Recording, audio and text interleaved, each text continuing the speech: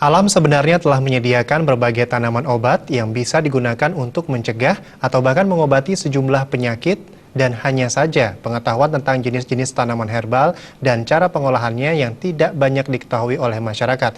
Padahal tanaman herbal tersebut banyak tumbuh di sekitar kita. Salah seorang pakar produk herbal, Putu Elida Rayani menjelaskan, saat ini tidak sedikit masyarakat yang berusaha untuk mengurangi penggunaan obat konvensional. Pasalnya, jika zat ini terlalu banyak dan menumpuk dalam tubuh, tentunya tidak akan baik untuk kesehatan. Oleh sebab itu, banyak masyarakat yang kini berusaha untuk mengimbanginya dengan menggunakan obat herbal. Herbal ini sendiri cenderung lebih bersahabat dengan tubuh karena berasal dari bahan-bahan alami yang banyak tumbuh di sekitar kita. Seperti jinten misalnya, bisa digunakan untuk mengobati demam atau panas. Jambu biji untuk meningkatkan kesehatan mata dan mencegah kanker. Atau jika ingin meningkatkan sistem imun anak, para ibu bisa memberikan rebusan jahe merah.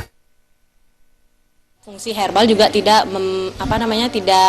membuat organ-organ seperti ginjal, hati, dan juga empedu bermasalah. Jika dengan kimiawi akan terjadi penumpukan racun di hati dan juga memberatkan fungsi ginjal itu sendiri. Nah, produk herbal juga kita bisa dapatkan di rumah, tidak berbentuk, tidak usah beli juga di supermarket, kita bisa dapatkan di rumah. Seperti kalau demam, panas, kita bisa gunakan jinten. Misalkan kita ada jahe merah, ada temu putih atau kunyit putih juga boleh.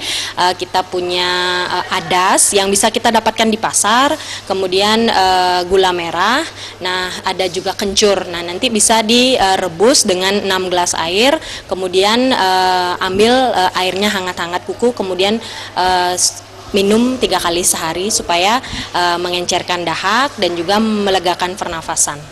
Herbal yang cenderung lebih aman bagi tubuh tentu baik bagi kesehatan. Hanya saja dalam menggunakan bahan herbal, Anda harus benar-benar tahu akan fungsi dan juga takaran yang benar, sehingga tidak berbalik mengganggu kesehatan. Jenny dan Yana